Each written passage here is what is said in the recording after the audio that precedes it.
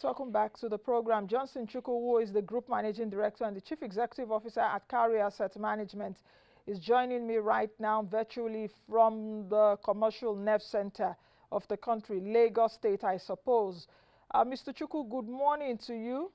I guess you're in Lagos or you are somewhere else. Welcome to the program.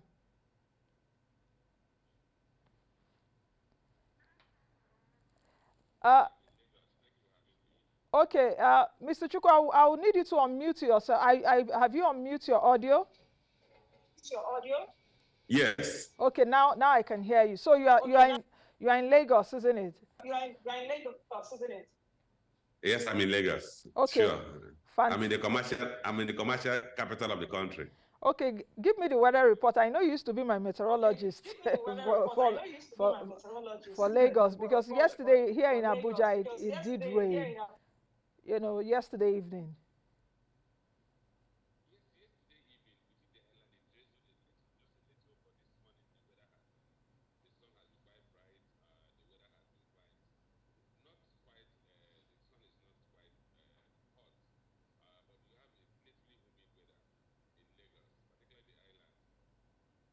Okay.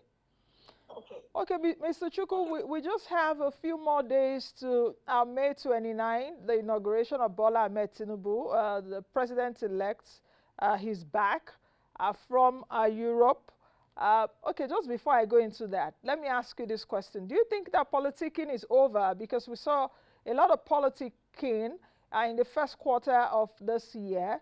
Do you think that it's over, that these politicians are gearing up right now for governance?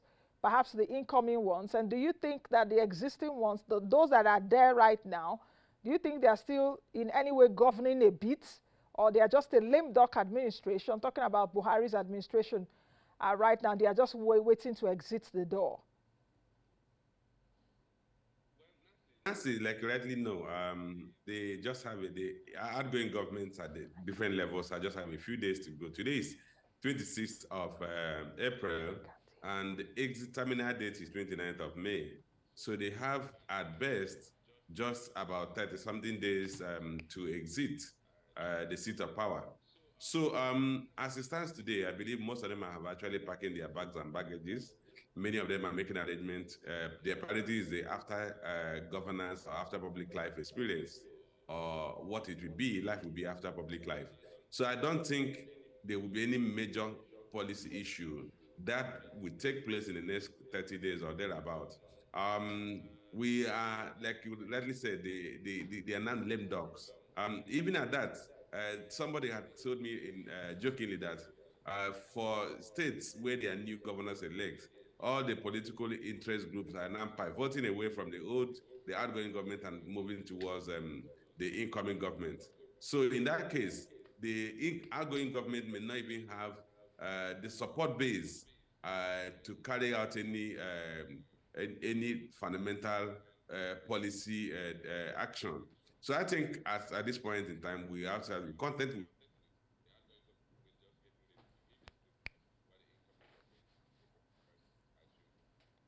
Oh.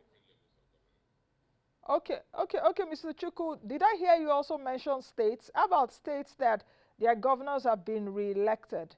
Do you think that they would also possess this lame duck position or the lame duck posture? Or there will be those states where they have re-elected governors, it will be easier to, to do a transition?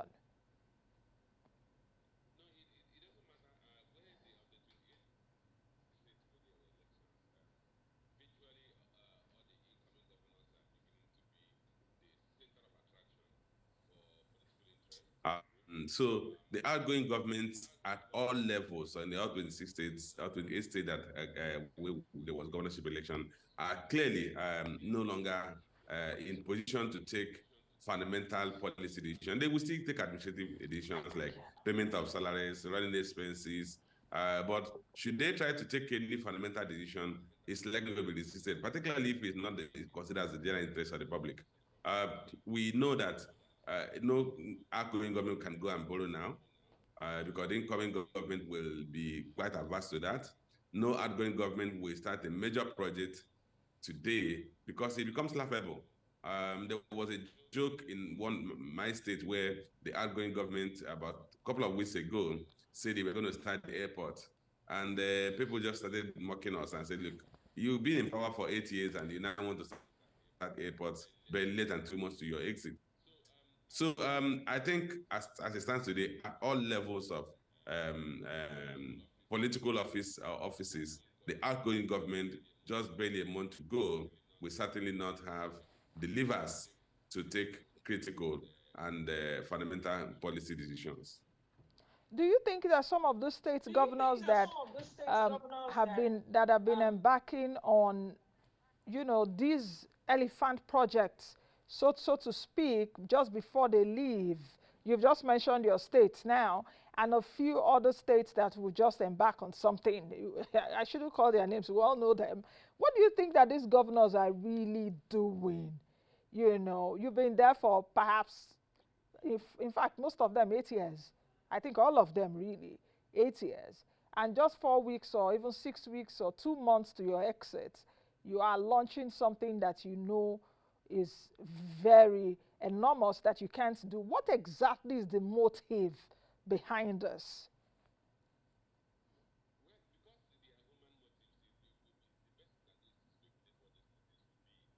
First motive that comes to anybody's mind is that one, they just occur to them that their terminal date is around the corner, and they did not know that the 8 years or 4 years will just pass them by. So they are just waking up to realize that their tenures are out, and all the dreams or that they thought they could use to immortalize themselves, the things they thought they could have done over that period, they just woke up and now realize time was against them and they want to start doing them. That's one aspect of human thought or human speculation. The other aspect, which is quite, if it becomes the case, quite unfortunate, is that some of them do not, when they look at what they have stacked up from public resources, they think it's not just enough yet. And they want to create channels and avenues to further pillage the public treasury. And they are setting up projects, setting up, trying to start projects and voting monies that they know that will not be implemented. So I think in a number of states, we are seeing that happen, where the outgoing government is trying to initiate projects and making disbursements that clearly the job will not be done or not likely to be done, and they're just looking for ways of further feathering their nests in terms of stacking up personal resources from public treasury for their retirement. Those are what I could hazard a guess on, or could guess. But like I said, these are human motives, and there's no science through which anybody can effectively and accurately judge what's going on in somebody's mind. But we're just playing on common logic, because there's no reasonable justification where a person has been in power for 8 years and 1 month or 2 months to the exit of that government, you now remember you have to implement legacy project that you will not go 1/10 of the requirement to execute them. Out of all the economic challenges that we have, Mr. Chukwu, I would really like you to expatiate or just tell me which ones do you think are of so much importance right now? Because we're talking of, I can reel out many of the economic challenges right now, but which do you think is really staring us in the face and that the incoming administration should try to sort out, perhaps, or try to give us a map as to how they will sort it out within the next, if they come on board within the next 100 days? It depends on which strata of government are you referring to. Is it the federal federal level or the state federal level? government. Okay, if we look at the federal government, one of the greatest challenges they have is in terms of revenue shortfall, because the revenue shortfall has multiply effects on the ability of government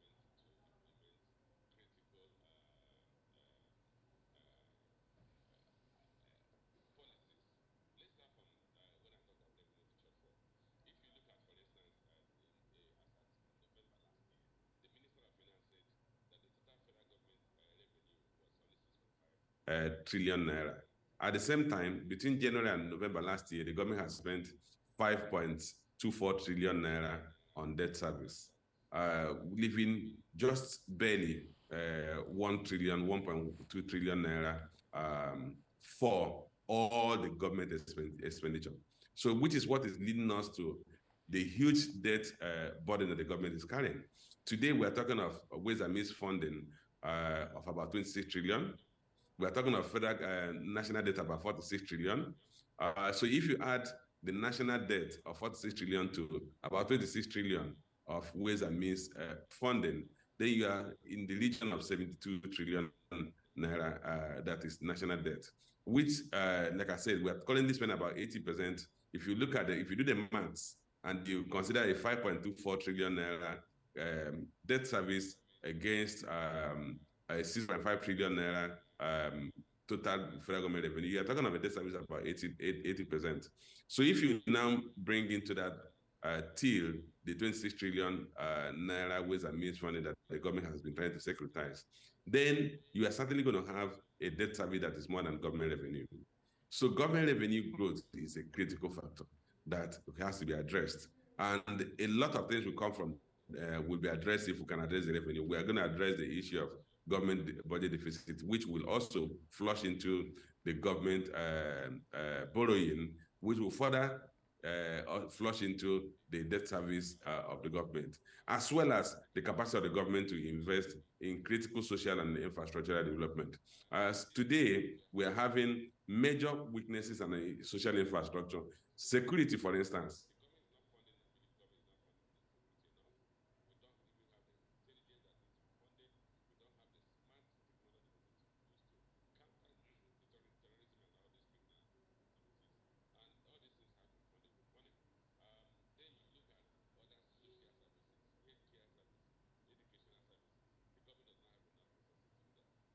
God.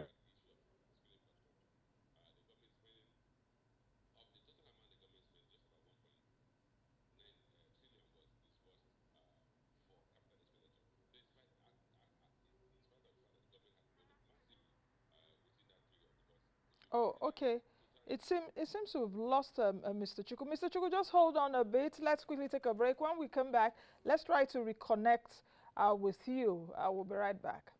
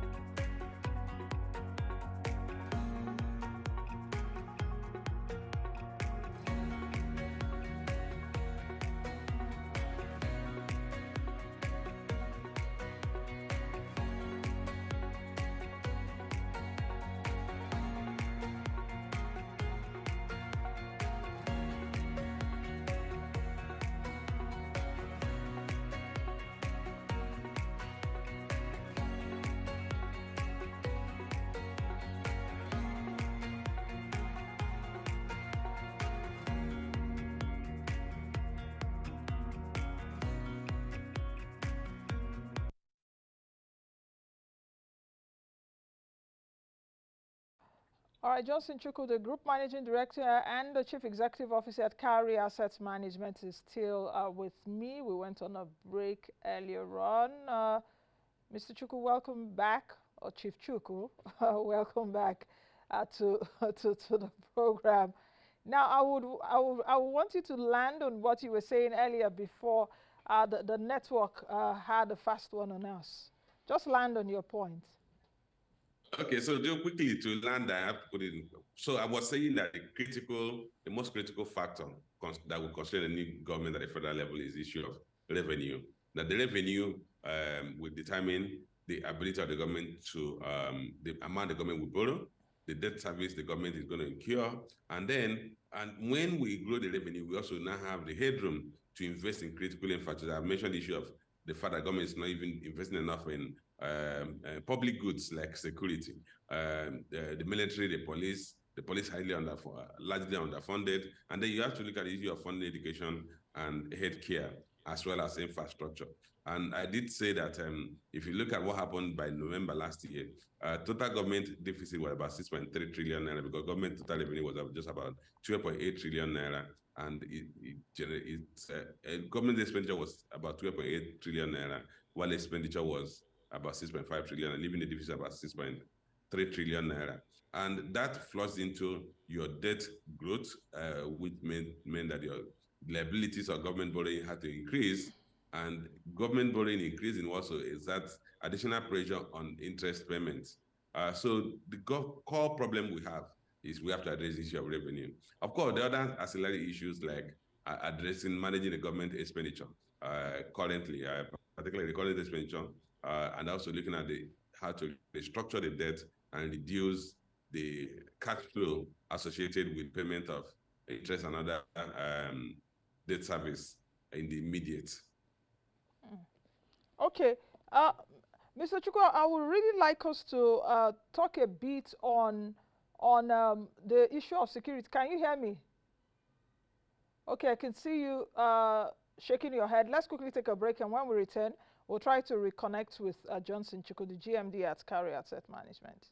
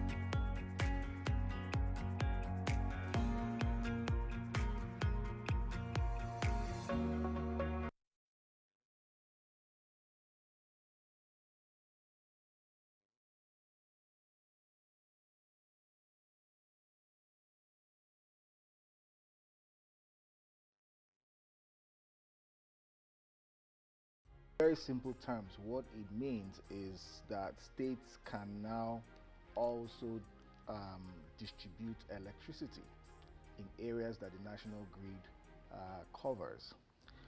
Previously, the Constitution gave the rights to state House of Assemblies to make laws for electricity generation, transmission, and distribution. But when it came to distribution, it caveated it and put a phrase that says they can't do it where the national grid is already in existence. So what that meant was that states were restricted to being in the distribution market in rural areas or areas that were deemed not covered by the national grid. So with this amendment or alteration of the Constitution, states now have the unfettered right to make laws for electricity within their states that will cover generation, transmission, distribution in areas covered by the national grid and in areas not covered by the national grid.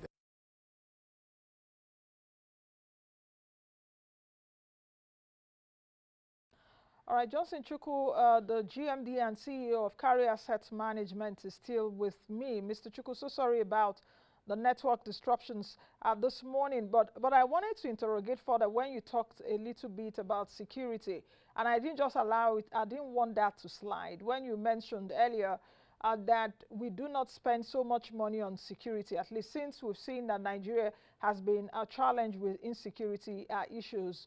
But let me put it out now that I think for the last 7 years or so, according to our budget, Nigeria has spent about 12 trillion naira plus on security apparatus and all of that, the Ministry of Defense and all of that.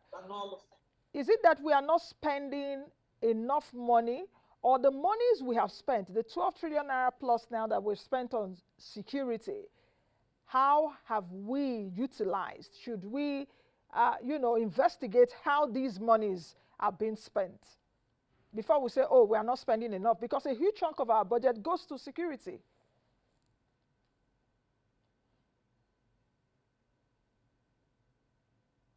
Mr. Chukwu, are you there? Yes, how have we, my question is, how have we utilized the 12 trillion naira plus in the last 7 years? Is it a matter of that we are not spending so much on security, or the amount we've spent on security so far, how have we utilized it?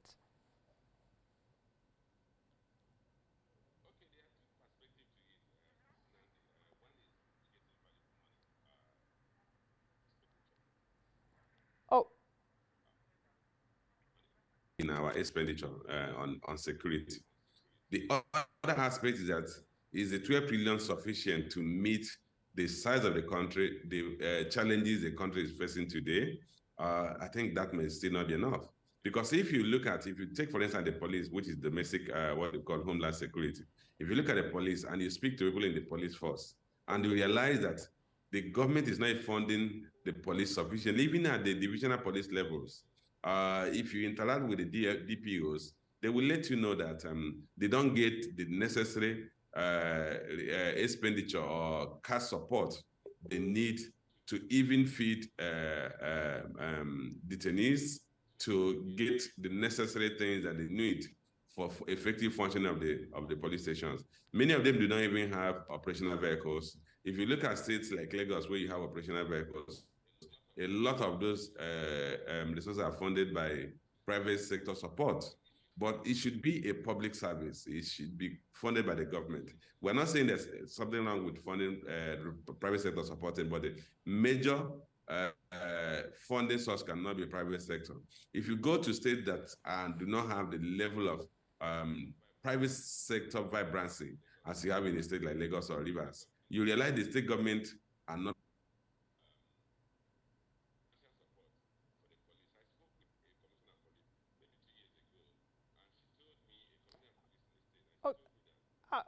Can we see here Mr. Chukwu over there? Okay. The network is really disrupting our flow today. Let's quickly take another break. When we return, we'll get Mr. Chukwu back, hopefully.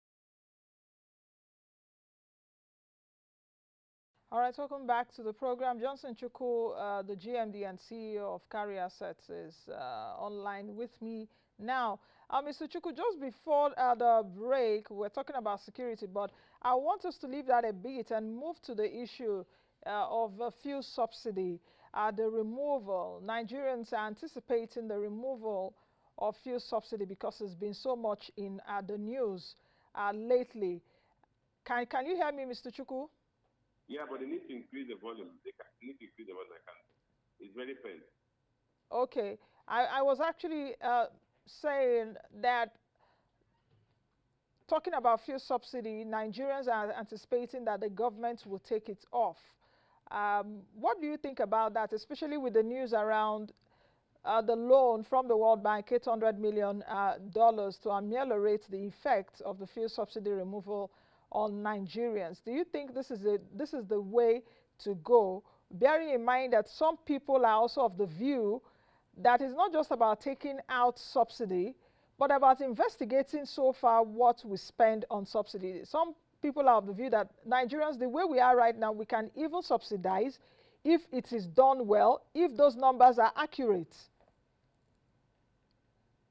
Well, starting from the first part of your question, whether the fuel subsidy is the right time to take it out, and if the $800 million so-called money that's supposed to be used as relatives to 10 million families is the right way to go. Clearly, there's no doubt that the current subsidy on fuel is not sustainable. So the government has to make it a valid to take it out.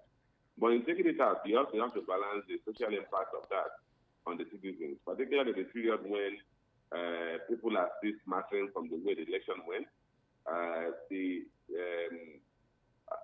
The current political environment is tense, and a lot of Nigerians are agitated.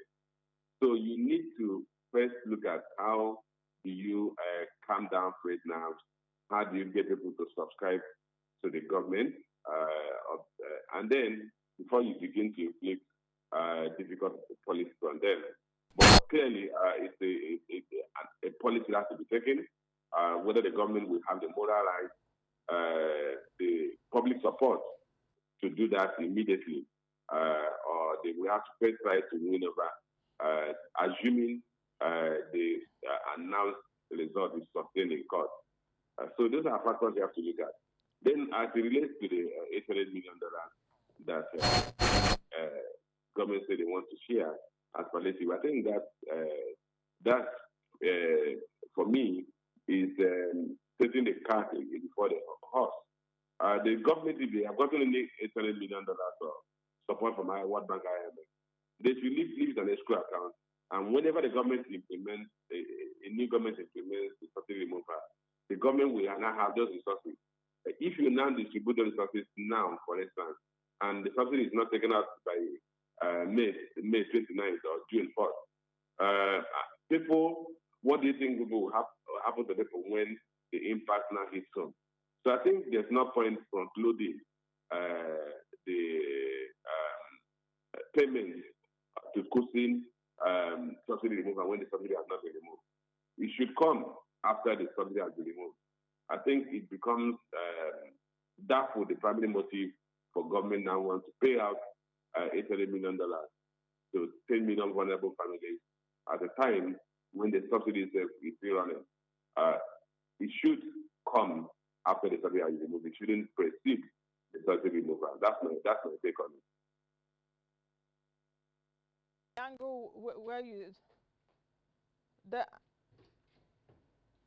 The angle where you mentioned, Mr. Chukwu, I hope you can hear me now. Your voice is quite faint. I think. Okay, can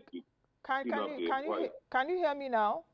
Yeah, I can hear you now. Okay, the angle which you brought in, whether the incoming administration would take the bull by the horns in terms of removing the subsidy so it doesn't turn it against the people, because we've seen that any time this fuel subsidy is being touted, the removal, we see, an uproar from Nigerians. We saw what happened in 2012. But I want us to end this conversation by, bringing up the fact that President Buhari, I think, has apologized to Nigerians. I read it, I think, a few days ago, where he apologized that in any way I've hurt you, please forgive. I apologize. What do you think that President Buhari had in mind to say this? Because he will be leaving in the next few weeks. Is that apology tenable? Where do you think the head of the president is at? Apologizing to Nigerians after about 8 years. When I did read that, my mind went to, I started looking at the economic indices, and I'm saying, he promised us that 100 million Nigerians will be pulled out of poverty. His administration was challenged with 2 recessions, 1 pandemic. It's been a topsy-turvy ride. Do you accept Mr. President's apology? Because for me, I don't know if I've accepted it,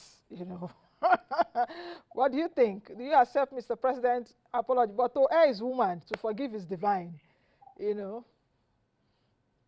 Nancy, the president's apology was very narrow, and he said that those he may have offended or people he may have disappointed. So it's very narrow, but if we have to put the apology in proper perspective, he has to apologize for the economic failure that the administration put Nigerians through. If you look at the report card on economy, which is my area of my forte, it doesn't look exciting. Nancy, when the president took over this governance, inflation rate was 9%. Today we are 22.04%. When this government came into power, exchange rate was about 180 at the official window and about 188 naira to a dollar at the federal market window, the BDC window.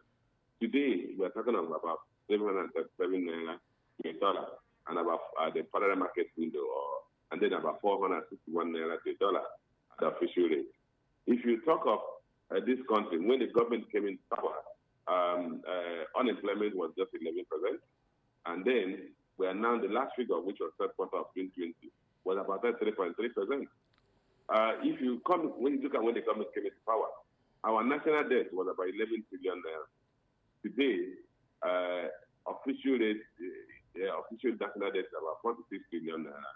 And if you add the waste and means funding, you are talking of about 32 trillion naira. When the government came into power, our debt service was just about 1 trillion naira per annum. And today, by November last year, we were talking about 5.24 trillion naira. The current expenditure had grown from just about 3 trillion to about more than 8 trillion naira. So, and then there has not been any material growth in capital expenditure. So if you look at these parameters, one will say, okay, the president, if he was actually talking about the economy, then it would have been proper context. When I'm not talking about other social factors or social spaces, like issue of security that may have increased, although they believe they had actually tamed it, but the man on the street believes that we're not having security almost every segment of the country, every region of the country. So, well, there's nothing we can do about that. We have a choice to accept the apology and hope that the future will be better than the past. Okay, I think on that optimistic note and on that hopeful note, we should end the program today. You just said there's nothing we can do. We've lived through 8 years. Nigerians are very resilient people, and just like you said, when I read that, what my mind went to were the economic indices, and I was like, Mr. President, a lot of people have been made poorer. I also do know a lot of people have been made richer. Because even in war, people still profit from it. But whatever it is, a significant amount of people have been plunged into poverty. 133 million Nigerians are multidimensionally poor. Indices even from his own administration. But like we'll say, we wish Mr. President well. He has the next few weeks to tidy and clean up his table for the next government to come on board. Mr. Chukwu, we'll hope to speak to you again soon. Thank you for joining us despite the disruptions today. I wish you a lovely day. And that's it on today's edition of the program. It's a wrap. Moneyline with Nancy, your #1 program for, deep, insightful business, financial, economic, investment, market information on this channel. I will see you all again tomorrow. God willing, be the best you can be the change that you want to see. I am Nancy Naji. Bye now.